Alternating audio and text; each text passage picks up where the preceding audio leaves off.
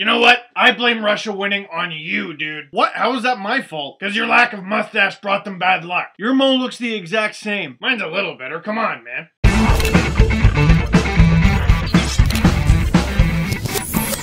The Russian selects win 4-2 in the 2010 Canada-Russia Super Series. I like when he says Canada wins better. A little while ago, I talked about the Super Series, but here's a little refresher. A whole bunch of Russian selects come over to Canada, and they take on 2 All-Star squads from the Q, from the O, and from the Dub. And certainly not every member of all those teams are going to make the Canadian or the Russian World Junior teams, but it's a great precursor to the World Juniors with the Canadian World Junior roster announcement less than a month away now. And for the first time ever, believe it or not, Canada loses the series. In fact, in 48 games, Canada has only lost to Russia 9 times. 4 of those losses coming this year. But you know what? Try as you may, you can't win them all. So rather than mope about it, we need to look at what happened in the Super Series and build off of it for the World Juniors. So let's start in Quebec. The Q All-Stars lose 5-4 and then 4-3 to the Russian selects. But Brandon Gormley, really expected to vie for a spot on Canada's blue line, gets a goal and an assist. And Sean Couturier, the youngest player at the Canadian World Junior Camp in Newfoundland, getting 2 assists in 1 game. Now the Q proved they can score, but the Russians scoring 9 goals over 2 games. But you never know, a bounce here or there, and Quebec could have won both those games because they outshot Russia 89-53 over 2 games. And some of the players vying for a spot on the Canadian World Junior team were proving they can get it done on offense. But after Russia won the first 2 games, the O managed to tie the series up 2-2 with a couple of wins. The O winning the first game 4-0, outshooting the Russians 50-27. And scoring by committee too, 12 Canadians getting on the score sheet with at least a point, including guys like Taylor Beck and Joey Hishin, who were at the Canadian World Junior Camp. I said it before, the scouts are watching. And after a dominating win in the first game, Ontario narrowly pulling away the win in the second game with a 2-1 win in the shootout. 2 names I'd really like to mention from that. Goalie Mark Vicentine, again one of the players who was at the Canadian World Junior Development Camp, stopping 17 of 17 shots. You'll remember me talking about him in Newfoundland because he killed the Spark protocol. And then probably my MVP for the game, scoring Canada's lone goal in regulation and scoring in the shootout, Casey Cizikas. He was at the Canadian World Junior Camp, he's the captain of Mississauga, and he led Ontario to the 2-1 win there. That goal was shorthanded too, by the way. Moving on from the O, Russia seals their victory with 2 against the Dub, 7-6 and 5-2. Similar problem to Quebec where they're scoring, but it's getting scored against is the problem. But eerily similar to the Q, who way outshot the Russians, the Dub did too. They outshot them 87-58. So again, a little bounce here, a little bounce there, and it's a completely different series. And even though they lost, I love the heart that the West showed. Brad Ross getting in there, showing a little grit, and his mustache destroys mine. And Quentin Howden, bang, blocking a Russian shot. He's limping around the ice. Russians get the puck back, so what does he do? He blocks it again. That sort of thing doesn't go unnoticed for very long. And again, both those names I mentioned at the Canadian World Junior Camp. So, after 6 games, what did we learn? Even though the Russians got outshot, they still won and they were really good at converting on their scoring chances. Maxim Kitsin and Nikita Dvorachensky getting 6 points each. And Igor Bobkov probably with the best goaltending performance for the Russians. But what's great about that is he plays in Canada. He plays in the O. Someone take notes on this guy. Let me just write those names down for future reference, okay? And based on what we've seen, for Canada to succeed in Buffalo with the World Juniors, they're going to need to be grittier than their opponent,